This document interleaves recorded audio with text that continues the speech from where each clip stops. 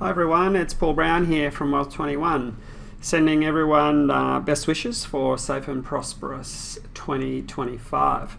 So I'll put together a video today just on reflecting on 2024, just having a look at how the markets went. Importantly, anything in this video is just factual information, general information only. It doesn't take into account your circumstances. So if you have any questions relating to your particular circumstances, please seek professional advice or give us a call. So let's have a look firstly at the ASX 200 index, so the Australian share market. Now this is just a price index, it doesn't take into account dividends, but the Australian share market in 2024 was up 10%.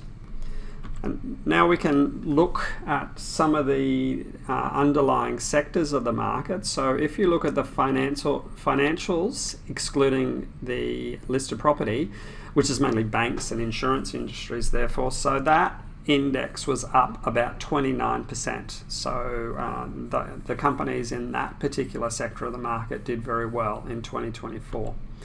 And again, the industrial sector is 11% higher, so that's again companies like Brambles, Amcor, and engineering companies in the industrial sector. That's up 11%.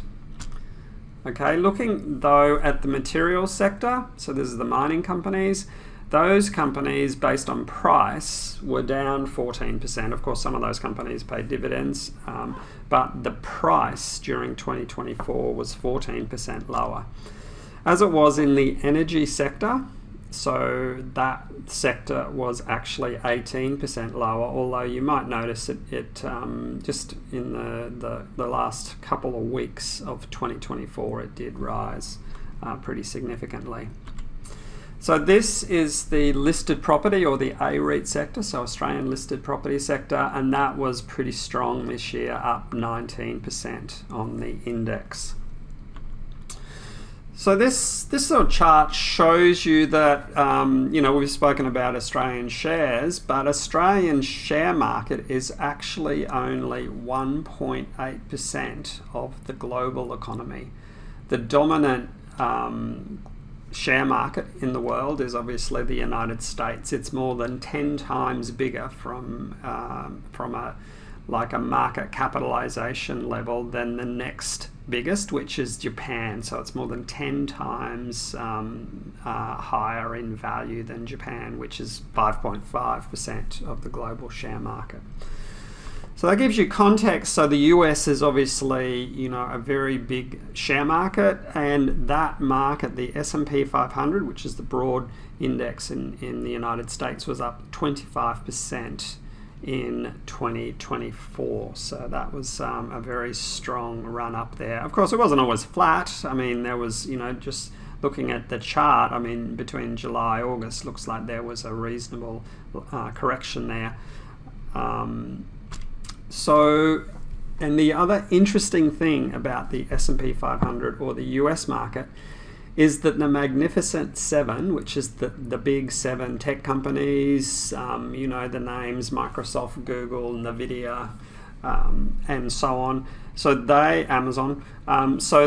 Those 7 companies now represent about 33% of the market capitalization of the S&P 500. So those 7 companies are a third of the US share market, and obviously going back to the year 2000, they're less than 5%. So those big tech companies, have a big influence on the market.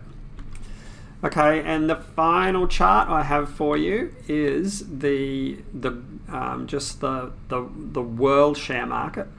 So global share markets were up about 17% in 2024. So they were all 1-year charts. Generally, when I do market updates, I look at more longer term, but this particular video I've made is just reflecting on 2024, which for most sectors of the market was pretty positive. So again, Happy New Year. If you've got any questions, please feel free to give us a call or send us an email. Just bear in mind that I will be away overseas on holidays from the 8th of January to the 24th. I may still respond to emails, but yeah, I'll be away. Kylie will be available. So please feel free to give us a call, and obviously we look forward to working with you in 2025. Thank you.